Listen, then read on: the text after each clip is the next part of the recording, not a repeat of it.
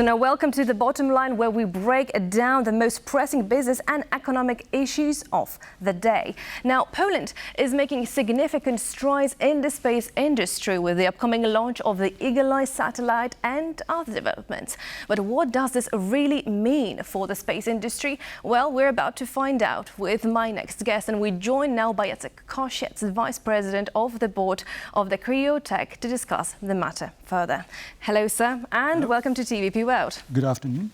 So we have seen, I believe that we can safely say that we have seen now significant developments in the Polish space sector. But what are the perspectives for growth in this industry? I think that those perspectives are really tremendous. Well, first of all, the Polish space industry does exist only for about 12 years.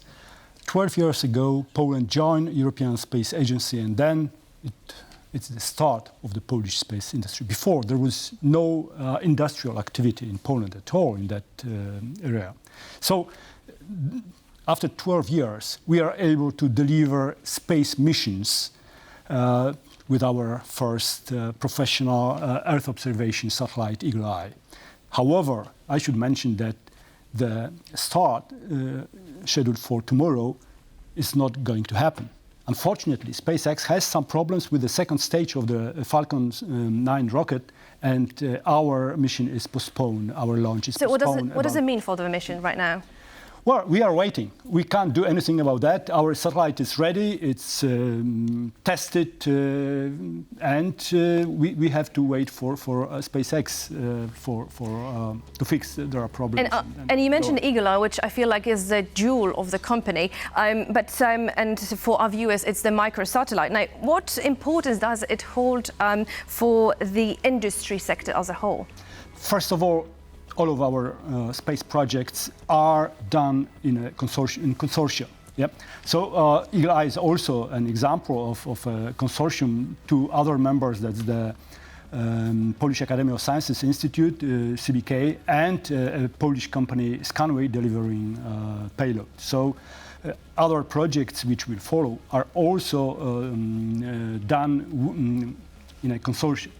Now, I wonder, because I've seen now recent reports, and according to now the European Space Agency, the Trends in Space Sector 2023, I found the information that now heavier satellites, I'm talking about from 51 to 500 kilograms, dominate the market. And however, right, Creotech has chosen to focus now on the satellites below 50 kilograms. So what is the reason behind this target sector, really? Well, actually, we are working on bigger satellites. We have a plan. Oh, yes, we have a plan to enlarge our satellite platform. It's called HyperSat, for different uses up to 200 kilograms. So we will be able to deliver missions even beyond Earth orbit in that range of weight, maybe 50 kilograms up to 250 So why was the choice now below 50 kilograms when, let's say, the majority of the market now focuses on 50 plus kilograms, knowing that it's a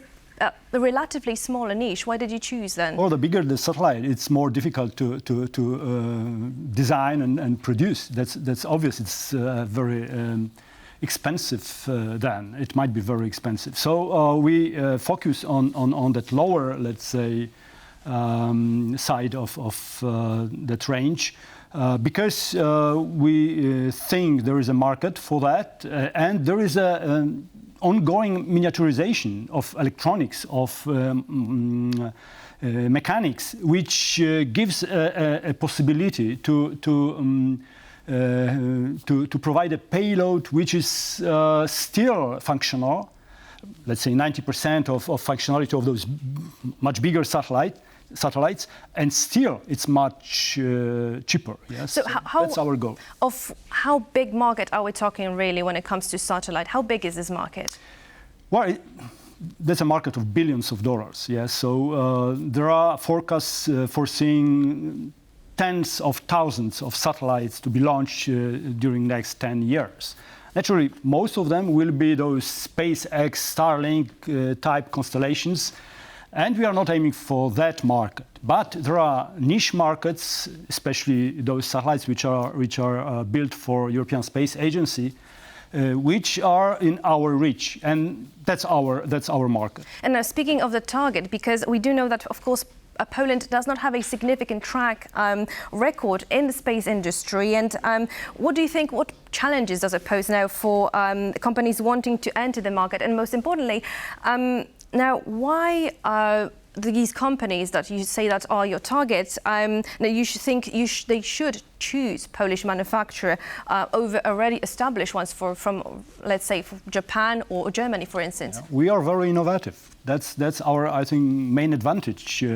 We are somehow not biased by the old technology and old achievements. We go for the new solutions, and we can deliver very innovative solutions, like Eagle Eye, like our microsatellite platform HyperSat, which is the first actually multifunctional modular platform for satellites. Until now, the satellites were built based on the payload. Yes. Now we somehow change that formula. We build a platform, and then we try to adjust the payload to that platform. So that allows us to use the same microsatellite platform architecture for very different uses, like Earth observation in optical range, or in radar range, or telecommunication uses, or scientific applications.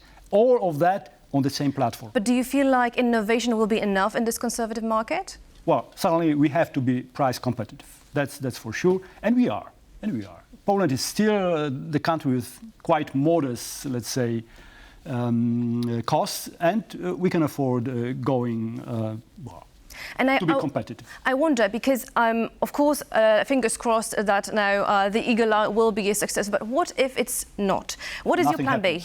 Nothing happens. We have a mission of 3 satellites scheduled for the next year.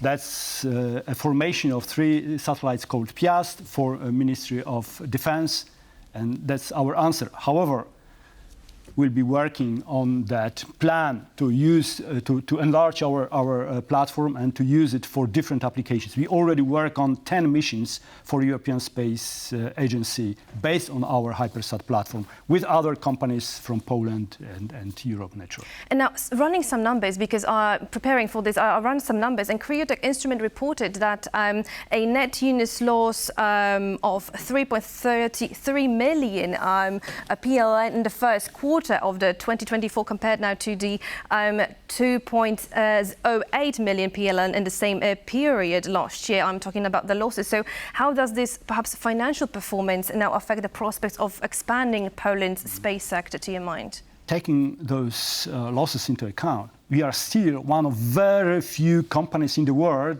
in the new space market which are actually generating any income. So naturally, our major products, satellites, are still to be introduced to the market. So the losses are not strange, because we concentrate, we focus all our efforts on delivering the major products, the microsatellite platforms and satellites built on that platform. And now zooming out and looking at the space industry as a whole, so talking not only about satellites but also as rockets. So we observe a trend to move towards bigger rockets that are able to handle more, while Poland focuses, at least seemingly, on smaller scale rockets like suborbital rocket Amber 2K or Space Forest's Perun rocket. So why Poland, do you think, goes against this trend, really? What is the business case in this?